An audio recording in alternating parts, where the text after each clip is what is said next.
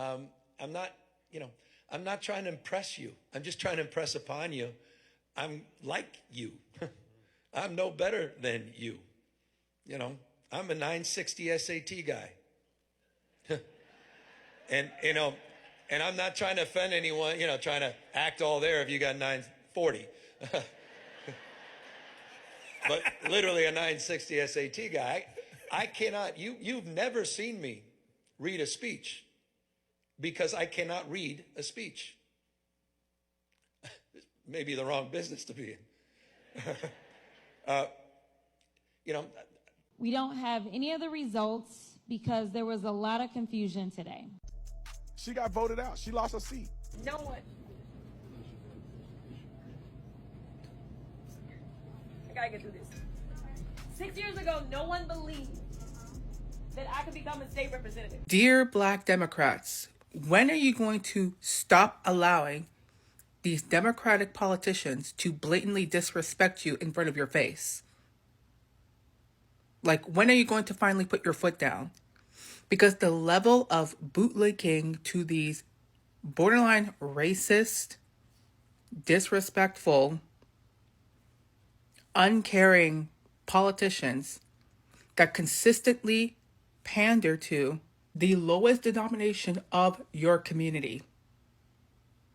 Like stereotypes, projection, like every single thing that they can say to you where they're blatantly insulting you to your face. And you'll continue to support them anyways. Because in reality, you're not as pro-Black as you think you are. The ones who claiming that they are super pro-Black, no. No, you're very much anti-Black. To your core. Because you religiously adhere to that party that continuously tell you to your face, whether it be Kamala Harris and her little, cosplaying as a Black woman, or Joe Biden telling you that if you don't vote for him, then you're not Black, and many other Black Democrats, or not Black Democrats, just Democrat electives, politicians, presidential candidates, senates, representatives, you name it, basically demonstrate a form of benevolent racism. Like acts of benevolent racism, typically in the form of the white savior complex, or the I need to take care of you, you can't do anything right, you are a vulnerable group, you're weak, we need to pretty much reinforce that savior complex onto you. And I don't know whether or not you just are not smart enough to realize it, or you just refuse to acknowledge it, but that is a form of racism. Like, I know that you're more accustomed to, like, the classic overt racism of people just straight up insulting you, using slurs and all the likes. But there is another form of racism that you guys don't want to acknowledge, or can't even acknowledge yourselves, or can't see. The patronizing tone that they use, the belittling language that they use, the cosplaying into the Black stereotype to appeal to you. Like, you've seen it over and over and over.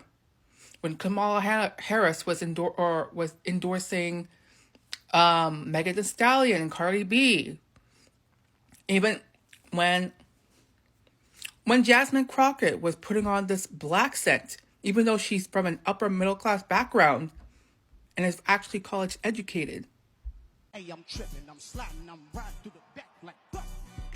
Must have on a beat, bro, beat, bow, any rap, he a freak, though, man down, call an ambulance, tell him breathe, let them boys to the cross, they walk around like thieves. Literally a bourgeoisie Black woman pandering to the lowest denomination of Black people. And you refuse to acknowledge it as disrespect. Because they're so accustomed, these Democratic politicians are so accustomed to your undying support that they don't even really have to offer you anything. You'll just support them no matter what. And it shows. When Gavin Newsom, a well-off white man from California, try to appeal to the general public, and more specifically considering that it was in Atlanta, Georgia, where that interview came from, Black Americans, his first thought was to pretty much insinuate that he's slow, illiterate, and has a low IQ or a low SAT score as a means of trying to be humble. Like, come on. Like, how do you not see this? Like, you need to really reevaluate what you're voting for, if you're even voting on anything other than identity politics and the white savior complex. I'm telling you right now that if you're only voting solely based on the identity of the politician, their gender, their race, their sexuality, whatever, then you're not pro-black. You're pro-identity politics. Because you're not focusing on the most crucial aspects: qualification, merit, principles, moral background, policy, all these integral things when you're talking about voting, legislation, politics, all of that stuff. Y'all just treat those things like it's in the background. Like they're in the back of your head. It's not a priority to you. Y'all care more about having a Black woman Senate in Congress than a politician or candidate that is actually qualified. And I mean, if she has to literally keep telling everybody that she's just this qualified, super independent Black woman that people are afraid of, like, that's not convincing anybody. Like, what are her policies?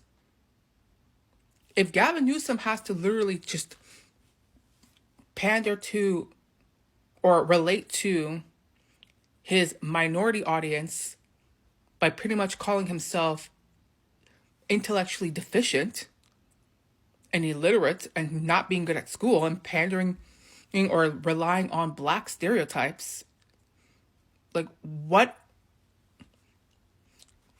are you doing?